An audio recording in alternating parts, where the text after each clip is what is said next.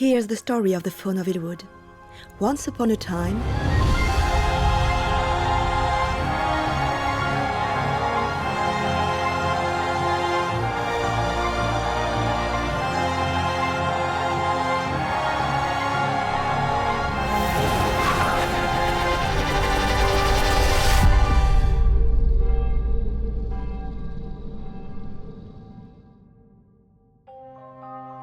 The Faun of Healwood is a short film which tells the story of a young country girl in the time of the interwar.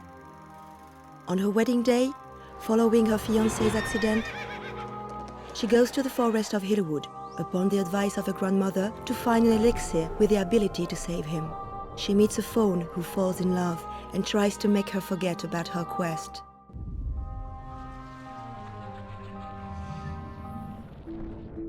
The Faun of Healwood is a unique project.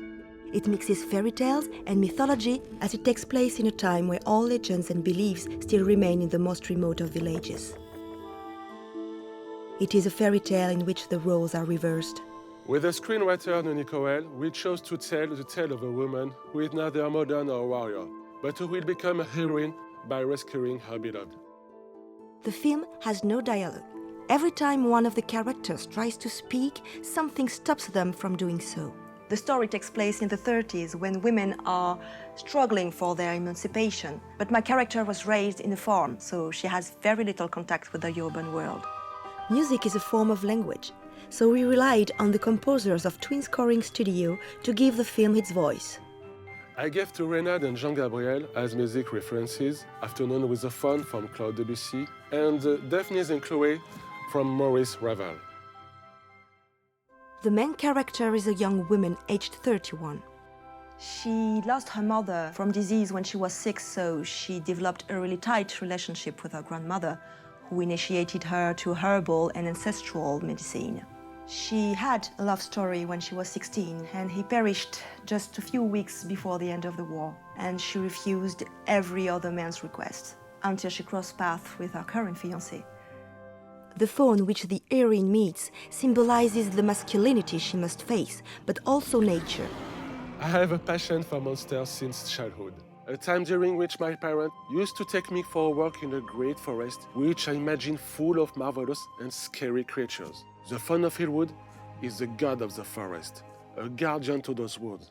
I want to offer you an iconic and mythologic faun gifted with power linked to his status. Stéphane is a true monster lover and he tried to give much majesty and sensuality to the creature. For an actor, it's such an excitement to give life to a god. He's the king of the forest. Basically, he's not human. He's like a superhero, but he's relentless as the nature. That's the main difference. His power of attraction is such that any human he meets falls under his spell. When she meets the faun, she's as terrified as astonished, and she ends up falling for his charm because it's like she's hypnotized and she forgets her quest. We have shot 2 trailers in order to get a better idea of the artistic direction. It is thanks to the involvement of about 50 talented professionals from all sides of the world.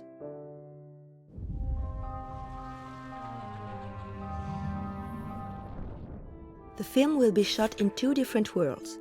First, there is the world of men, shot singularly in real locations in France. Since the story takes place in the countryside of the 30s, it is a huge work of reconstitution which we are pursuing. Particular attention will be brought to the costumes, the bride's dress, the accessories, thanks to Claire Barbera and Les Vertugada. The world of the faun, which doesn't exist, will have to be created from scratch. It will be a mix of live action, studio shooting, models, and digital special effects.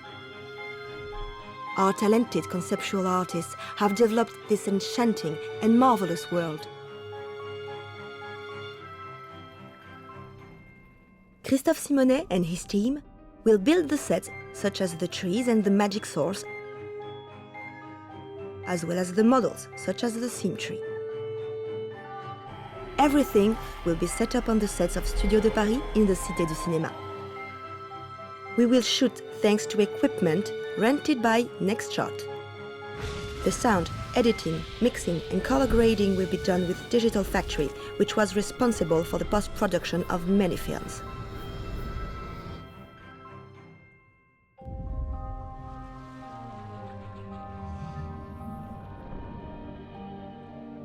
Following this process, digital special effects will be added.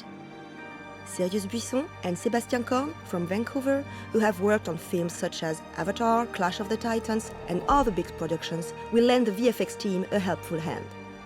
The wood's magic spirit is being modelized as we speak by Erwan Nodin, who has worked on projects such as The Monster of Paris or Jack and the Cuckoo Clock Heart.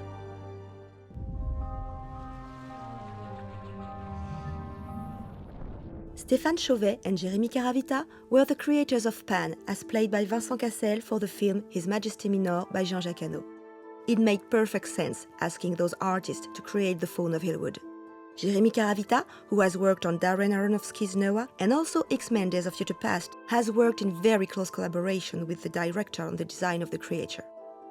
They had to create horns with an organic design, as well as goat's hoof, which are characteristic of the faun for the close-ups.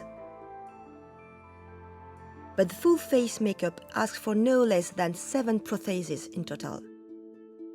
For the other effects and the beauty makeup, we will also collaborate with the amazing Makeup Forever Academy.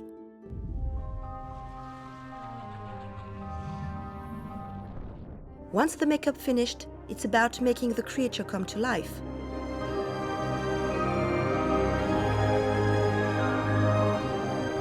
The faun cannot move like a human being. He has to move in a completely unique fashion.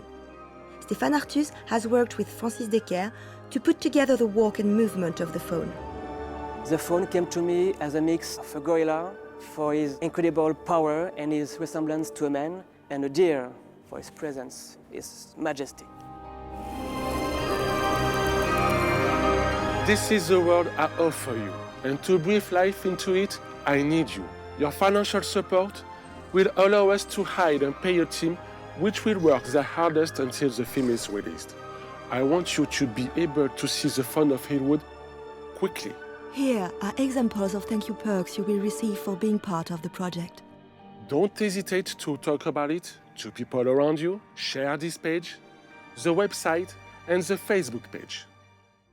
It's a very, very big project. It's a marvelous story. To an imaginary world that you will never have seen before. Fairy tales help us to believe in wonderful. We believe in this project, and we want you to believe. Believe! Poupée!